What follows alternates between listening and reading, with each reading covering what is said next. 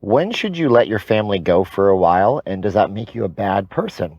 I have a little bit of a laryngitis. I'm the anonymous admin from newthinkingnewlife.com. This is my project to document my struggle from almost completely losing everything in my life to hopefully being better every single day. And I hope to help you guys out too. So check out newthinkingnewlife.com for that. But is it okay to almost basically abandon your family for some time? I mean, most people would say that's a horrible thing to do. You should never abandon your family. How dare you, you monster. But the problem is sometimes our family is not exactly good for us. I hate to say it, and it does make me sound pretty callous and bad, but when your family is not always good for you, what do? It's like this.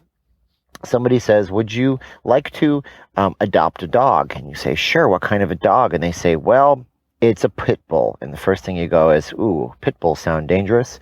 And you say, yes, pit bulls are dangerous. This pit bull is irrational and sometimes prone to violence for no reason whatsoever. And he doesn't like people with brown hair. And you say, but I'm a person with brown hair. Does he always attack people with brown hair? And they say, well, it's kind of random.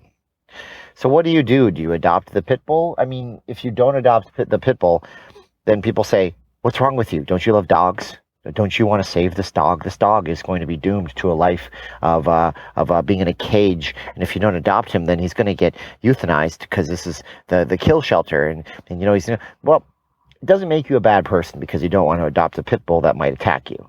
If you have family that may be prone to attacking you, if you have family that isn't there to support you, if you have people in your life that decide that they know what's best for you and that they're consistently going to try to run your life for you, don't have those people in your life, or keep those people at arm's length at all times. It doesn't mean you have to be so extreme that you completely abandon them, but you have to remember your inner circle is one of the things that you can choose in your life.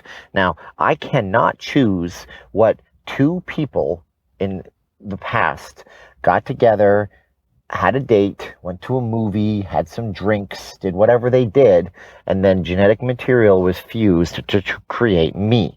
And I'm sitting here talking to you 30 some odd plus years later. I cannot tell you what happened in 1979 or 1980 that led up to a birth in 1981. Now, I can't stop that from happening, but I can tell you that if my happiness and my inner circle is going to continue and I'm going to move forward and be positive in my life, I can choose who is allowed in that circle. So, example is, I get a text message from my mother. How are you doing? Are you hanging in there? Yes, everything's great. I keep it positive. I don't worry her with things, and I don't go and share more than I necessarily have to. And this is something that you can do with anybody in your life. You can keep this succinct and to the point with any person in your life, because some people, they have, it sounds like Munchausen by proxy, but Munchausen is a terrible thing where parents literally make their kids sick. They will literally put little bits of things in their food to make their kids sick so the kids stay near them.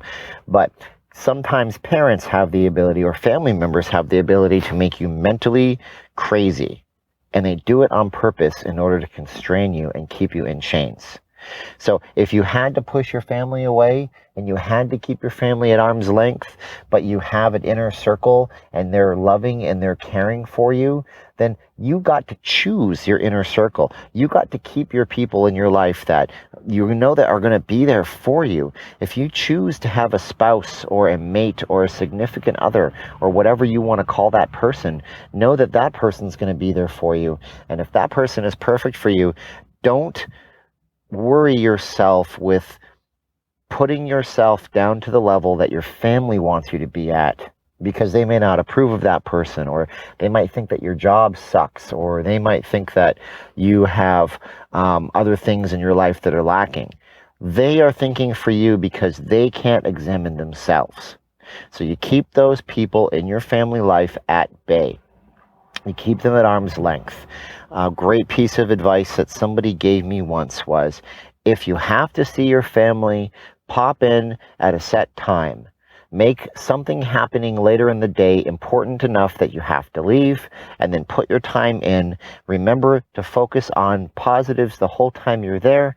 Don't be negative. And then when you leave, let them say anything they want to say about you, but know that you put in the time and you made the effort and you made a positive impact on their lives. And whichever way they want to take a look at that experience, that's how they process it. But you process the goods, the positives, and you get in and you get out. And if it means you spend 30 minutes, an hour, or 2 hours with your family, that is fine. Don't try to please the people who may be holding you back and holding you down just because they share the same blood type, the same genetic material, the same whatever with you. Okay? Your parents are not your success or your failure in life.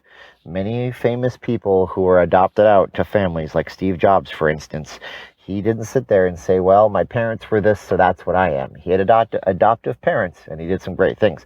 So you don't have to sit there and completely try to please your family and your parents all the time. Be your own person. Surround yourself in a cocoon of people who are going to support and love you, and make sure that whatever you're doing in your life suits you to forward you on a positive path. Help the people out as far as you can get with them, and then make your appearances, and then leave, and be happy that you put in your time. Because at the end of all the days, you never know where you're going to be. Thanks, guys. Bye-bye.